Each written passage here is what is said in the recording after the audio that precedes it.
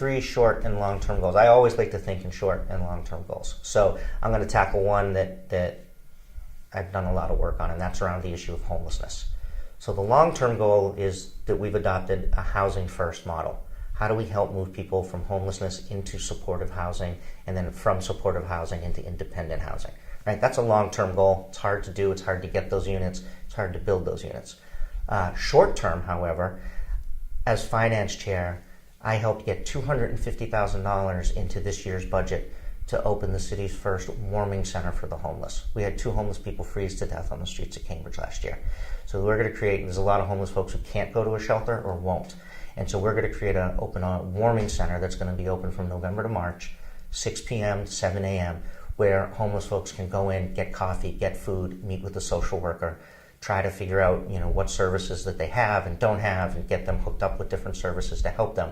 But it's going to be a safe place for them to go to get out of the cold. Is that going to solve homelessness? No, but it's going to save people's lives. How do we, another short-term goal is, I raise money every year for what I call the Winter Warmth Drive, and we've raised close to $50,000 over the last 3 years to supply sleeping bags and warm blankets to the homeless. Again, not going to solve their long-term problem, but it's going to keep them warm and it's going to keep them alive.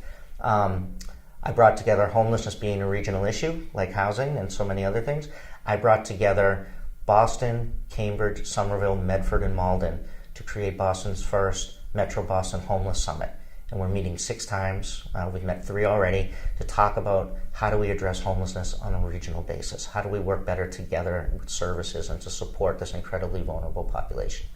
So that's an area where I've taken both short and long-term approaches. I think we have to do the same thing with housing. I think we have to have a large goal of where do we want to be in the next 5, 10, 15 years. But we also have to make sure that we're building housing now, right? And that we're not putting a moratorium on housing development, which isn't going to help solve the problem, and it's only going to kick the can down the road.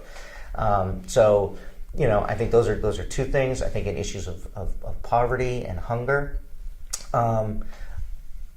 I don't know if this falls into a short-term or a long-term goal, but I'm working with the city manager now so that any child born to a Cambridge family, that the city put $250 away in a college fund for them, so that by the time they turn 18, they have a little bit of support and a little bit of money to help them go on to college.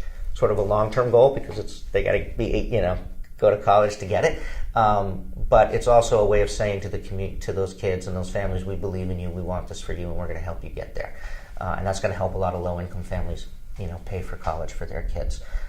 Simple things like I've been working with the food shelters, the food banks in Cambridge.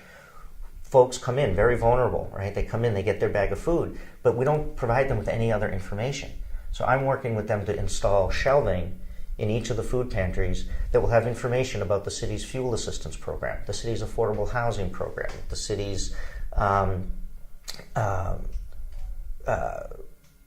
ownership programs, all the different services, after-school programs, all the different services that we have in the city that folks in vulnerable situations can take advantage of. We got to get that information into their hands. Otherwise, what good is it? So those are like simple things that we can do that are going to make an actual difference in the daily life of people. So it's really a balance between short and long term.